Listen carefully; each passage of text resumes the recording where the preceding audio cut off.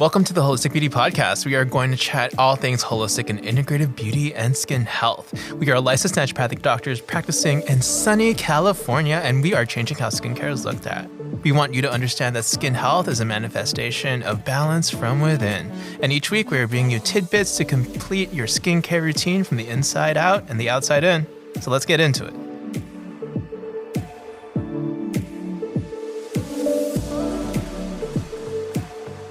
So just as a reminder, the information in this podcast is not medical advice and is only meant for educational purposes. None of the information is meant to treat, cure, prevent, or diagnose any conditions or disease that you may have. So please speak to your doctor or licensed healthcare provider before starting anything new. Hey guys, welcome to the second episode of the Holistic Beauty Podcast. Today we're going to be talking about skincare routine for acne, the importance of lifestyle choices. So before we really dive into that, here's a general outline, okay? So we're going to be doing a quick acne overview, like giving you the spiel, like what's happening on the skin level and like talking about the skin triggers. And also we're going to dive into the actual stuff you want to know. So skincare routines and also lifestyle and acne. So ready for it, my friend? I'm ready. Let's go. Cool. Let's get into it. So, Dr. MEROLA, what is acne vulgaris? Acne vulgaris is a chronic inflammatory skin condition. So, I know, right? No, there are different types of acne, but we are only going to be talking about acne vulgaris in this podcast. Yeah. And for those of you guys who don't know, did you know vulgaris actually means common? Wait, I did not know that. Yeah. Or maybe I did and I just think it's Latin. That would make sense. Somebody fact check me. Go into the podcast comments and let me know if vulgaris means common. But thank you. You know, we also have Google in front of us. Oh, wait. What's a Google? What's a Google? Let me just Google this real quick. But as you're Googling. No, you're right. You're right. It does? You're on point. Oh, amazing. I know my Latin. But like, we know that acne does affect a lot of teenagers, right? Yes, up to like 85% of teenagers. But acne can also affect adults in their 20s, 30s, and beyond. Yeah. And that's what I see a lot in my practice. And I'm sure you see that a lot in your practice as well. Yes. So how does acne even form? Well, there's really 4 steps. Yeah. They don't have to occur in this necessary order, but we have cell proliferation. So this just means that it's actually an overproduction of skin cells. Yeah, it's called hyperkeratinization. Yes. And then we have an overproduction of sebum. Which is oil on the skin, guys. And then that mixture of the dead skin cells and the oil will create this clog. Yeah, it basically causes a swelling on the skin, like a little bump, you know, but then once there's like bacteria, that's when it starts to get inflamed, right? Yes, because the bacteria associated with acnes, Cutibacterium acnes, feeds on oil. Yes. So it'll start feeding on that mixture and then inflammation occurs. Yeah, like there's some really cool process. Well, not cool, but like nerdy cool. There's a lot of really cool nerdy processes that are taking place with lipases and inflammation cascades and the immune response. I think it's fascinating, but once you're actually experiencing the painful acne, it's not that fascinating. Right. Yeah. Yeah, so there are different triggers or, you know, things that could cause flare-ups or worsening of our acne, and I'm sure we're all aware of this. Yeah. Emotional stress is one of those. Hormone changes, specifically involving androgens, which are male sex hormones. I mean, examples like testosterone that people think of, but there's so much more, guys.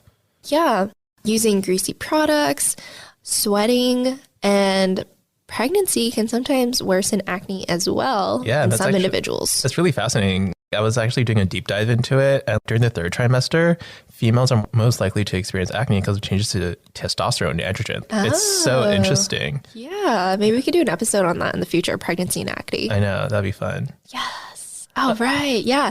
So let's kind of go over some conventional skincare recommendations. What would a typical dermatologist, I guess, tell someone with acne what to do? Yeah, so I know that they usually tell people to wash twice a day after sweating. Sweating can really exacerbate acne, right? I know a lot of my patients who work out and they don't change their clothes. They experience body acne. Oh, yeah. Yeah. And also the tight clothing can cause a lot of friction on the skin, and that could cause like pore occlusion sometimes. That could lead to the development of acne. So make sure you wash twice a day, especially after sweating, especially after you do like your hot yoga session, you know? Yeah, immediately go rinse off. Also, dermatologists say to use a gentle, non-abrasive cleanser, just using your fingertips to really apply the product onto your skin, right?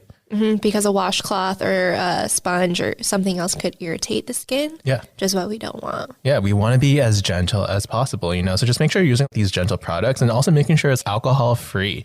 That's what dermatologists would say, because that alcohol can really disrupt the skin barrier. We'll speak about that soon, guys. But it can disrupt the skin barrier and lead to skin dryness and all these things, right? Yeah, exactly. Dermatologists might also say that scrubbing could make the skin and acne worse. And then there's also making sure that people do rinse their skin with lukewarm water. Yeah, and then they might also recommend some medicated topicals and stuff, which we'll talk about soon in the second part of the episode. Right, yeah. I'm sure if anyone who's listening to this with acne has experienced when they go see their dermatologist, they've been prescribed a topical acne medication. Yeah. Like salicylic acid or benzoyl peroxide, azelaic acid. What else? Yeah, all this stuff. Retinoids. Retinoids are a big one. Yeah. And we'll be talking more about that. Yeah, and I'm really excited. Okay, so let's talk about some skincare routines based upon our personal clinical experiences. You ready for this, Dr. Marilyn Merola? Yeah, let's dive in. Cool. So first of all, this is not medical advice. We should say that from the get-go. And this is not meant to treat, prevent, cure any conditions or disease. And always make sure to speak to your doctor before trying anything new. This is meant for education only. We really want this to be fun for you guys. So from my clinical and personal experiences in regards to mild acne and skincare routines, I really think double cleansing is so important. If you guys don't know what a double cleanse is, it's basically using 2 cleansers. Hence the name double cleanse. So you use either a cleansing oil or a cleansing balm as your first cleanser and really working that into dry skin or onto dry skin. And then you basically activate it with water and that emulsifies the product. And then once your skin is wet, that's when you use a gel cleanser of some sort. So I prefer double cleansing over makeup wipes because it actually cleanses your skin so much better than makeup wipes. Oh, absolutely. Yeah. If you're using a makeup wipe, this is your opportunity, right? To start double cleansing. I also saw a video the other day on Instagram showing, I forgot, it was like a special machine that analyzes your skin. Yeah. So you can see if there's leftover dirt and debris on your skin. And so they just use a makeup wipe to take off their makeup. And I was like, there was still debris, right? Yeah. Oh my gosh, I'll have to find that video. It's pretty crazy when you look at it like that because, of course, when you're just looking at your skin in the mirror, you don't see it. Yeah, but it uses special lighting and you could see that leftover dirt on their skin and makeup. So. And that leftover dirt and makeup can actually occlude the pore and playing a role in the development of acne in some individuals, So we're all about preventing. And with this double cleanse, it has a possibility of just addressing that acne, And then it's also supporting the skin barrier. I'm all about the skin barrier, guys. For those of you guys who don't know what the skin barrier is, it's the outermost protective layer of the skin. So it's a combination of your skin cells, the microbiome, fats made from skin cells, and so much more. And in order to support the skin barrier, what I personally do is just making sure my skin is hydrated with certain actives, making sure it's moisturized with certain healthy fats, and I also want to protect it. UV rays can damage the skin barrier, so I'm all about sunscreen, and I'm also making sure that I reapply my sunscreen, hint, hint, wink, wink, every 2 hours. And then for some individuals, actives might actually not be necessary. For some individuals, they might need to add in some actives. And for the American Academy of Family Physicians, they actually recommend for individuals who experience mild inflammatory acne or even just comedones, which is basically open. How would you describe a comedone? Comedones are clogged pores pretty much. Perfect. So for comedones or clogged pores, what they actually recommend is topical retinoids, and there are a lot of over-the-counter and prescription topical retinoids available. And then for mild acne, what they actually recommend is a combination of retinoid plus benzoyl peroxide. And benzoyl peroxide can be prescription only, but it could also be available over the counter. But yeah, that's what AAFP says. But then what I've also seen with my current clinical experience and personal experience. How about you, Dr. Merola? Yeah, so for mild acne, one of the reasons Dr. Bryant and I are buddies and what drew me to him and having him come co-host this podcast with me is because of our approach to treating acne, skin, just people in general is we're very similar. We're very like-minded. And I agree with a lot of what he said. So for an example of morning, nighttime routine. So in the morning with mild acne, I recommend just rinsing with tepid water. And then using a low pH toner. So low pH, meaning more acidic, because our skin is naturally acidic. It has a skin pH of between 4 to 6. So we want to use something that's going to help balance that acidic pH of our skin. So something like a hydrosol, like a rose hydrosol is really nice, or a diluted vinegar spray. And then using an antioxidant-rich serum to protect against pollutants during the day. So something with vitamin C and E is like really great. And if your skin is on the drier side and you want to add an extra like moisturizer, I'm all about face oils. I love face oil. I love face oils. Yeah, so putting that on before you put on your SPF. So opt for linoleic rich oils. I don't think we should be scared of oils at all. Our skin barrier has that fat layer, it's a lipid layer, and that's what helps us retain moisture in the skin and prevent excessive water loss. And that lipid layer is composed of cholesterol, ceramides, and free fatty acids.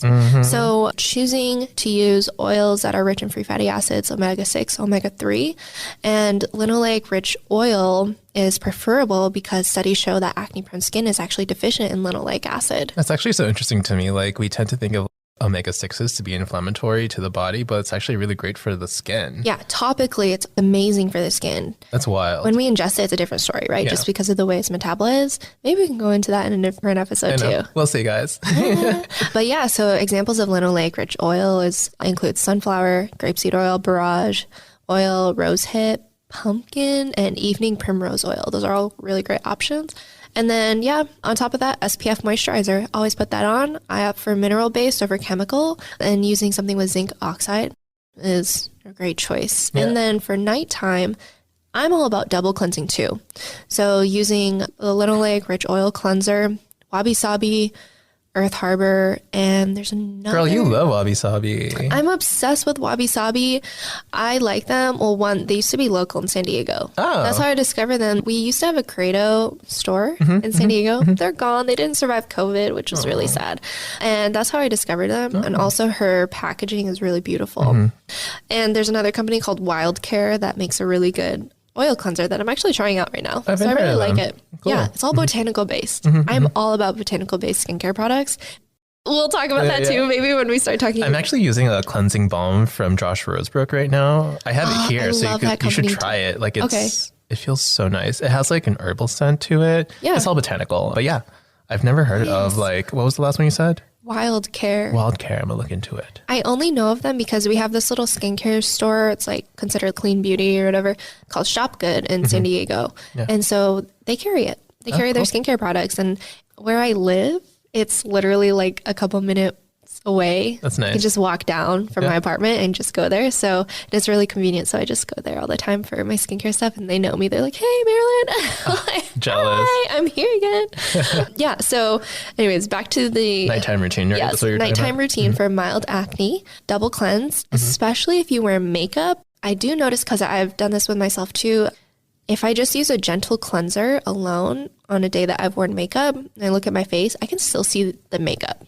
Even if I keep doing it, like my skin looks dry, like it dries it out. Yeah. So it's like using an oil cleanser is really nice because it kind of helps break up the makeup. And then when you rinse it off and then use the gentle cleanser afterwards, it's really nice. And I've tested this with a white towel too, right? So that's like the ultimate experience when you wash your face and you use that white towel and you see what's left over. Oh my gosh. Yeah, I use a tinted sunscreen, and then sometimes I just do like a single cleanse without my oil cleanser, and then I wipe my face with the white towel. It's like, oh, it's still like on my face. It's still on my skin. So time to double cleanse. Yeah, exactly. And then, so after the double cleanse, using a toner again, low pH, linoleic rich oil, followed by, I love a niacinamide serum. Same. Yeah, niacinamide is like game changer when I started introducing it. And then follow that with a non-toxic retinol serum. Yeah. That's amazing. And then there's also moderate acne skincare. What have you seen to be helpful in your personal experience and clinical experience before I like speak about mine? Yeah. So let me be honest right now. Yeah. I will give skincare recommendations and not everyone follows them. I mean, that's 100%. So I can't really speak too much on the clinical side because I don't know what has worked. Yeah. I know from my personal experience and from, well, I guess there's been a couple people who've actually listened to what I've recommended. Yeah. But I think it's hard. I don't know. I mean, I'm a big believer in non-toxic skincare. Yes. I choose pretty green products.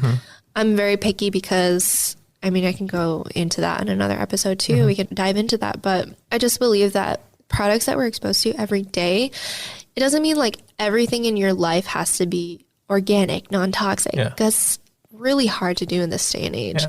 Like I like to get my hair done, for instance, and dyed, but that's not something I do every day. So I'm really more concerned with things that I'm introducing into my life or have exposure to on the daily. And so that's why skincare for me is like one of those things where I'm like, okay, I'm going to be really picky with what I put on my skin and expose myself to. But yeah, so I guess going back to the moderate acne skincare routine is pretty similar to the mild skincare routine. So using an exfoliant once a week, maybe twice a week, just depending on, I guess, how your skin is, but is another great option to incorporate as well. Yeah. So in regards to moderate acne from my clinical experience and from my personal experience, like what you said, Dr. Marilyn, it's very just similar to the mild skincare routine, but the addition of like certain pharmaceutical strength actives or even like targeted use of necessary actives.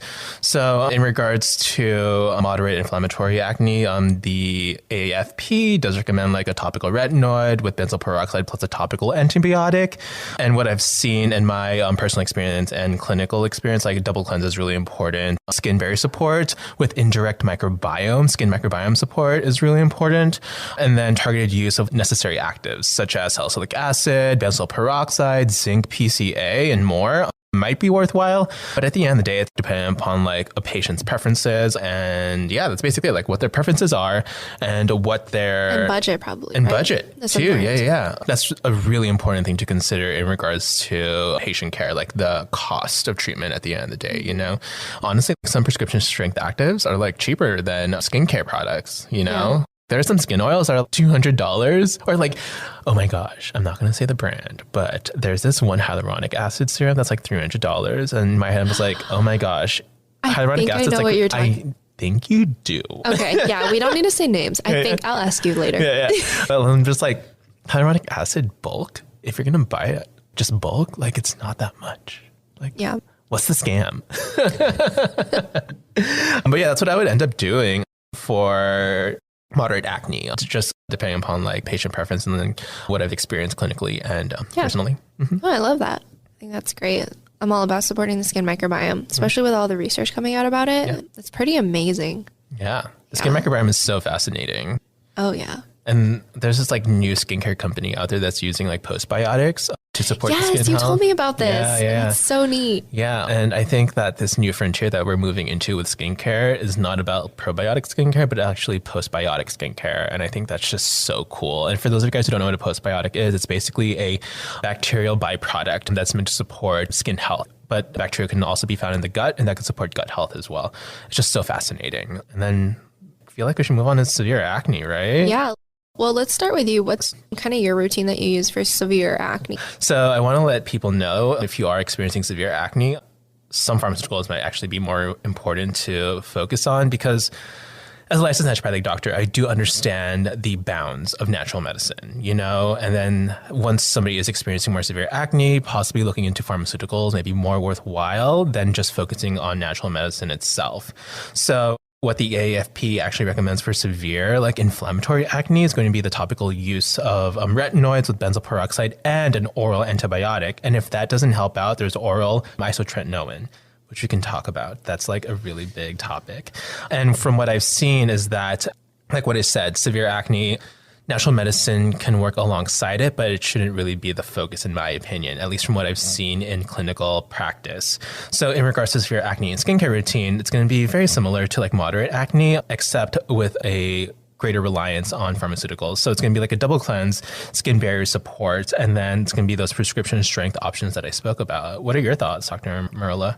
Yeah, you know what? I'm honestly not against prescription medications. Mm-hmm. And I think at that point, when you do have severe acne, and when we're talking about severe, we mean like cystic, nodular, really painful, deep lesions. Yeah, it's all over the face. Yeah. Mm-hmm. So in that case, I do think it's really important to also be working with a board certified dermatologist. Yes. And realistically speaking, yes, natural medicine can help alongside taking a medication. I don't think it's wrong to take a medication in that case. Also keeping in mind quality of life, self-esteem, and anything that can help heal while you're working on healing your skin from within and, incorporating some more natural therapies if that is what you want to do. Yeah. I think there's nothing wrong with that. Yeah, and I feel like at the end of the day, it's really having like an adult conversation with the patient, just letting them know, here's what to expect, given what science says.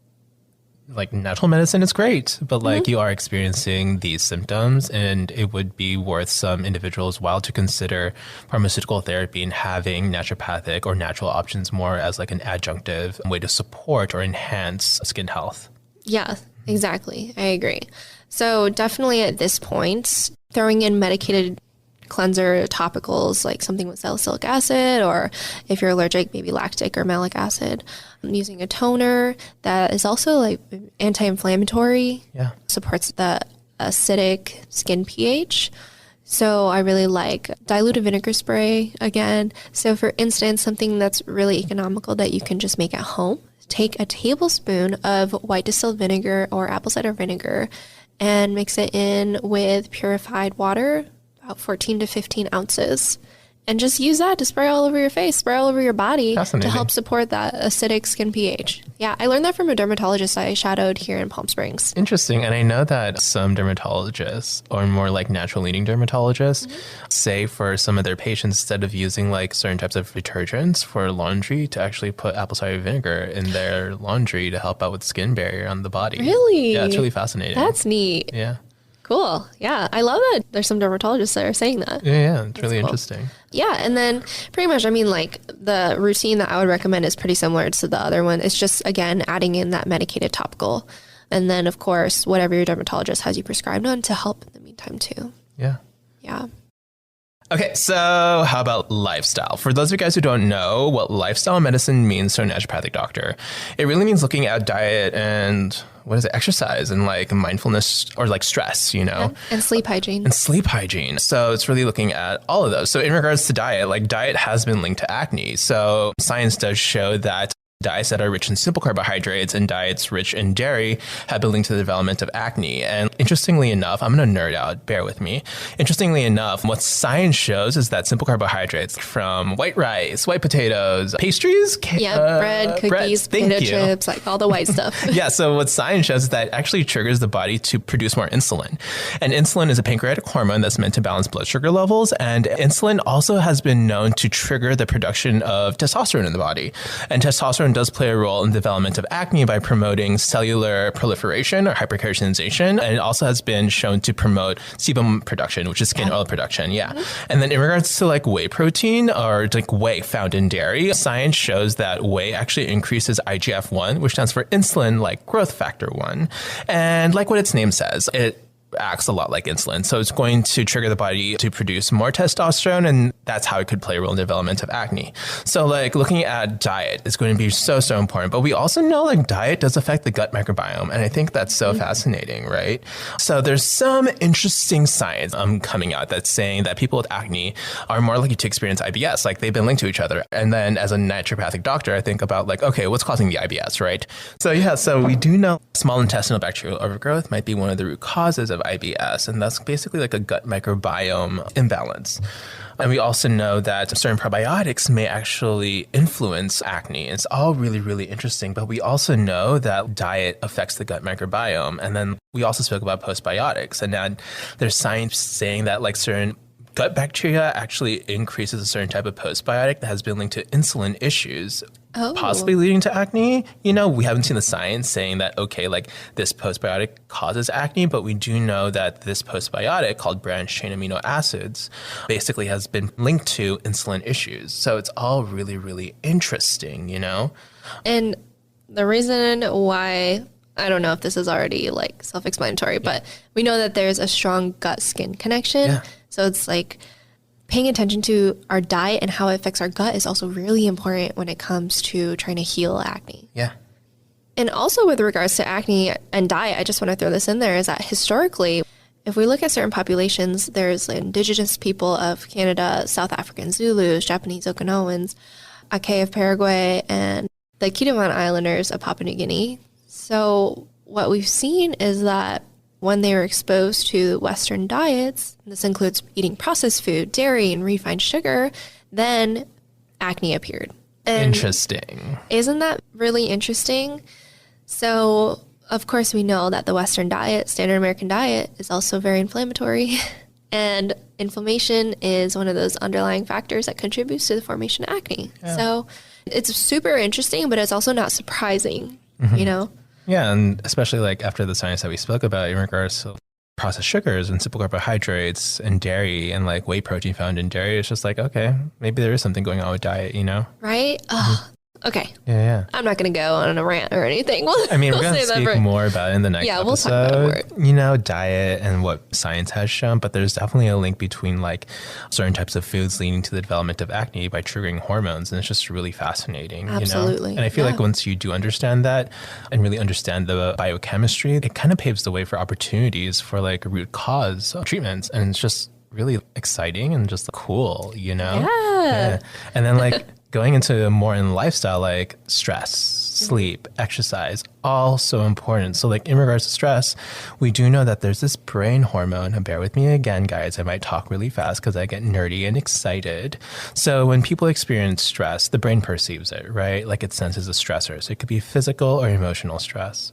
And then this physical and emotional trigger basically tells the brain to produce corticotropin releasing hormone, which is CRH. And CRH has been shown to actually activate the pores to create more oil.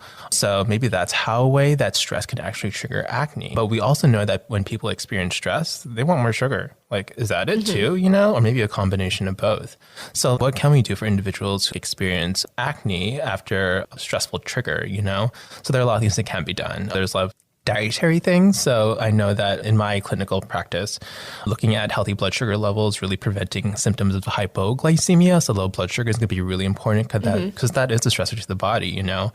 And then in regards to other physical stressors, it's looking at the healthy amount of exercise, not too much, and it's basically finding the balance, right? Yeah.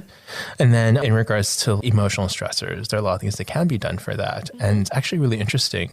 So there was a study completed on individuals with PCOS, which is a hormone condition where people experience high levels of testosterone due to metabolic issues. We'll speak about that a little bit more, guys, in future episodes. But what studies show is that when people with PCOS actually do yoga, which is like mindfulness-based stress reduction, a healthy form of movement, it actually reduces their free testosterone levels. It's really fascinating. So it's like, what's going on there, you know?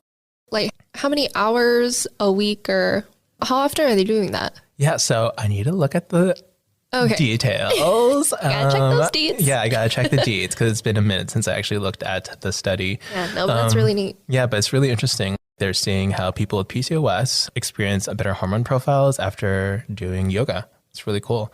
Yeah, and then I also want to mention that there is this bidirectional interaction between stress and our gut microbiome. Yes, girl. Which, bringing it back to that gut-skin connection. So, you know, our gut is considered the second brain of the body.